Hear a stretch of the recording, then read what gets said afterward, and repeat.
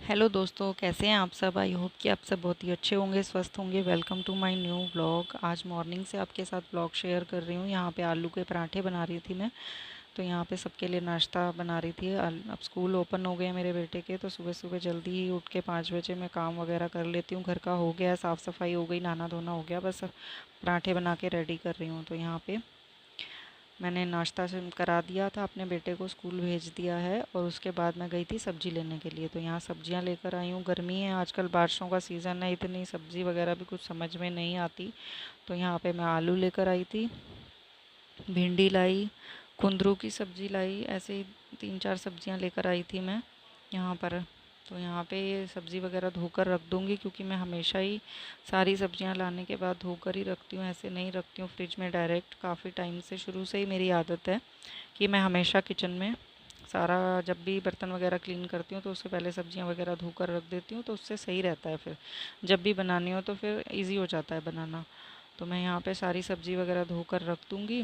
अब बच्चों के स्कूल ओपन हो गए हैं, तो यहाँ पे मैं इसीलिए गई थी सुबह सुबह कि अब उसको स्कूल जाना है, तो सही रहता है सब्ज़ी वगैरह ना होते हैं ऑप्शन, तो फिर इजी हो जाता है सब कुछ बना के रेडी करना। तो आज आप मेरा व्लॉग पूरा देखिएगा दोस्तों। मैंने आज आपके साथ अपने यहाँ पे आम के अचार की रेसिपी शेयर की है कि मैं कैसे आम का अचार बनाती हूँ, जो सालों साल चलता है बिना धूप के भी, वो कभी ख़राब नहीं होता और बहुत ही अच्छा और टेस्टी चटपटा अचार बन के रेडी होता है। तो यहाँ पे किचन वगैरह क्लीन करके मैं यहाँ पे पहले अपने बेटे के लिए आने वाला है वो स्कूल से, तो यहाँ पे लौकी की सब्ज़ी बना रही थी। उसको ना लौकी की सब्ज़ी बहुत ज़्यादा पसंद है, तो यहाँ दिन में ही बनाते हैं। उसके पापा को नहीं पसंद है, तो मैं ये ऐसी सब्जियाँ ना दिन में ही बना लेती हूँ ज़्यादातर। तो यहाँ पे सिंपल ही बना रही थी मैं। टमाटर और अदरक को कद्दूकस कर लिया है और मैंने कुकर चढ़ा दिया था। जब तक ऑयल गर्म हुआ और कुकर गर्म हुआ, तब तक मैंने टमाटर वगैरह कद्दूकस कर लिया है। ऐसे ही मैं हमेशा साथ साथ ही करती हूँ, पहले से सब कुछ रेडी करके नहीं रखती हूँ। मसाले जब साथ साथ ही करती रहती हूँ, जहाँ तक मसाला भूनता है सब्ज़ी कट जाती है, तो ऐसे इजी हो जाता है, टाइम भी बचता है। और अकेले मैनेज करना हो जब सब कुछ, तो इसी तरीके से अगर मैनेज करके चलेंगे तो काम जल्दी हो जाएगा। तो मैं हमेशा शुरू से ही ऐसे ही खाना बनाती हूँ। मेरी मम्मी भी ऐसे ही बनाती है, तो उन्हीं को से ही देखा है, उन्हीं को ही सीखा है। वो भी खाना बहुत जल्दी बनाकर रेडी करती हैं। उनका भी काम करने की स्पीड बहुत है, वो काम वगैरह जल्दी कर लेती हैं। तो बचपन से जैसे उन्हें देखा, तो वैसे ही मैं भी अब फटाफट से ऐसे ही करती हूँ कि मसाला जब तक भुनता है फटाफट से, जब तक सब्ज़ी कट जाती है, तो टाइम बहुत बचता है और मल्टीटास्किंग होती है, तो फिर जल्दी काम निपट जाते हैं। तो यहाँ मेरे टमाटर होंगे जब तक, फटाफट से मैंने सब्ज़ी काट ली है। और सिंपल ही बनाती हूँ मैं, ज़्यादा तामझाम नहीं करती हूँ। गर्मी भी बहुत है, मसाले भी ज़्यादा नहीं डालती हूँ। और प्याज लहसुन भी गर्मी में जितना कम इस्तेमाल करें उतना ही अच्छा रहता है। और अब तो मेरे कान्हा जी को भी भोग लगाना होता है, तो मैं इसीलिए सात्विक खाना ही ज़्यादातर बनाना पसंद करती हूँ कि जो वो भी खा पाएँ, वही हम खाएँ। बनाती हूँ दूसरा भी, पर ज़्यादातर खाने में यही रहता है कि ना ही बने प्याज लहसुन का खाना, तो अच्छा रहता है और अच्छा भी रहता है, मन भी शांत रहता है। और गर्मी भी है, मेरे हस्बैंड को तो बहुत ही ज़्यादा गर्मी लगती है, तो इसीलिए प्याज लहसुन मैं कम ही अब गर्मियों में इस्तेमाल कर रही हूँ। तो यहाँ पे मेरी सब्ज़ी रेडी हो गई। अब साथ साथ ही किचन को क्लीन कर दूँगी, क्योंकि साथ साथ ही रहता है। किचन को जितना साफ़ रखेंगे ना, उतना ही अच्छा रहता है। खाना यहीं पे बनना है, और आजकल तो बरसात का मौसम में तो जितनी साफ़ सफाई रखेंगे उतना ही अच्छा है। तो मैं शुरू से ही हमेशा ऐसे ही रहता है, साथ साथ ही क्लीन करती रहती हूँ इसको। जब भी किचन में कोई काम करती हूँ, साथ साथ ही साफ़ करके उसको रख देती हूँ। ऐसे फैला हुआ मुझे अच्छा नहीं लगता। तो यहाँ रात को आम मैंने जो थे, अम्बियाँ थी, वो काट कर रख दी थी हवा में। धूप में नहीं सुखाई हैं ये, वैसे ही अपनी कॉटन की चुन्नी में ही मैंने धुली हुई उस पर सुखा दी थी पंखे के नीचे। बड़ी मुश्किल से काटी थी मैंने, ये कटी नहीं रही थी मुझसे। पर कटी हुई हम लाते नहीं हैं, घर पे ही काटते हैं, साफ़ सफाई से धो के, तो अच्छा रहता है।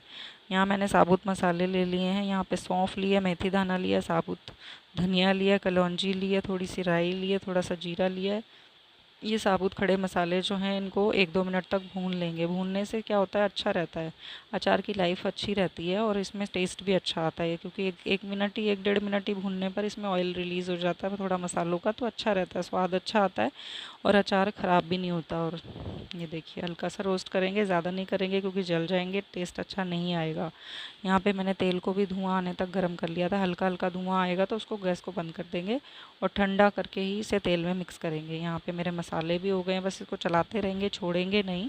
1-1.5 मिनट बस, इससे ज़्यादा नहीं इसको भूनना है, क्योंकि फिर इसमें कलर चेंज हो जाएगा और अलग सा टेस्ट आएगा। तो बस 1 मिनट के लिए ही भूनना है, 1-1.5 मिनट के लिए इसको भूनना है बस। तो यहाँ मेरे मसाले भी भुन गए, और इसको ठंडा करने के बाद फिर पीसना है मिक्सी में।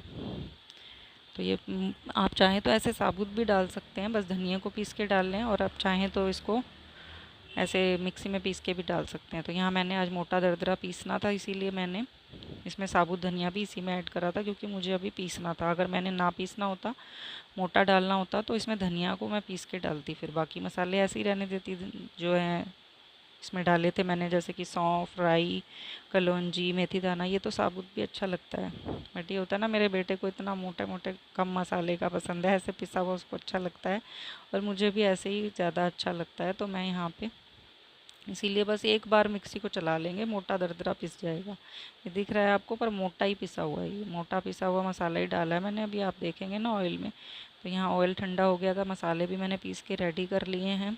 ये देखिए, अब मैं इसमें ऑयल में अच्छे से मिक्स कर दूँगी। ऑयल में पहले मसाले को मिक्स कर लेंगे ना, तो वो बहुत ही अच्छे से मिक्स हो जाएगा।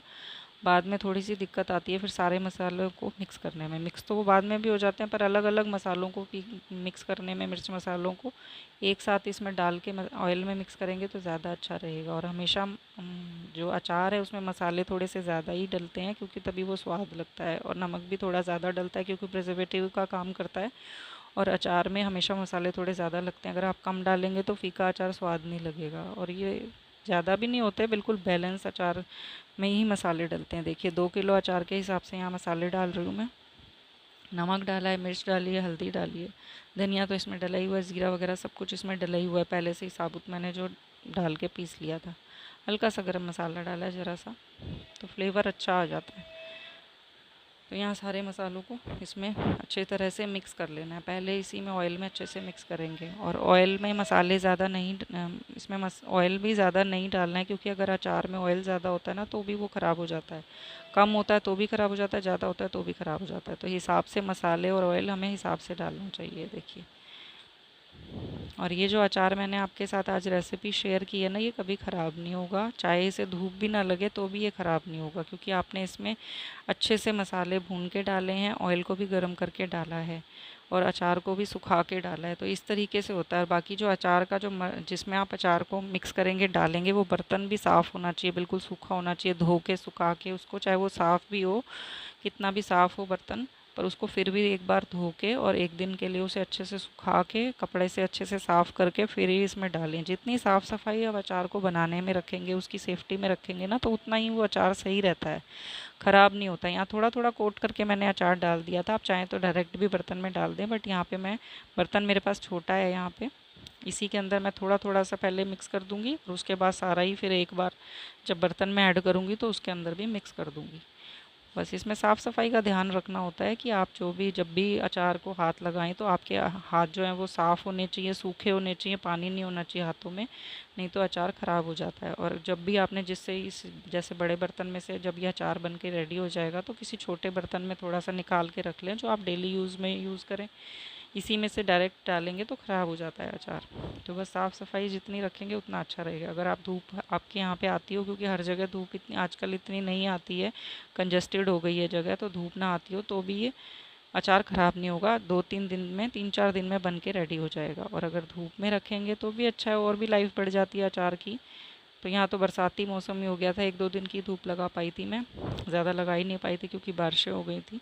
बट ऐसे अचार डालेंगे तो कभी भी ख़राब नहीं होगा। आप चाहे धूप भी ना लगवाएं, बस साफ़ सफाई का ध्यान रखें, सूखा रखें अचार को। और ये देखिए, इसमें ना तो ज़्यादा तेल है ना ही कम है, इतना ही अचार में डालना चाहिए। ज़्यादा डालने से भी ख़राब होता है, कम डालने से भी ख़राब होता है। तो मैं हमेशा इसी तरीके से अचार बना के रेडी रख करती हूँ, कभी ख़राब नहीं होता। अभी 2 किलो अचार का डाला है मैंने, 2 किलो का भी और डालूँगी, क्योंकि अचार मेरा यहाँ काफ़ी लगता है, तो मैं बनाती रहती हूँ अचार। तो आज मैंने आपके साथ ये रेसिपी शेयर की। अगर आपको अच्छी लगी हो तो लाइक कर दीजिएगा, सब्सक्राइब कर दीजिएगा। मिलती हूँ आपसे एक नई व्लॉग में। इस व्लॉग का यहीं पे एंड करती हूँ। अपना ख्याल रखिएगा दोस्तों, बाय बाय।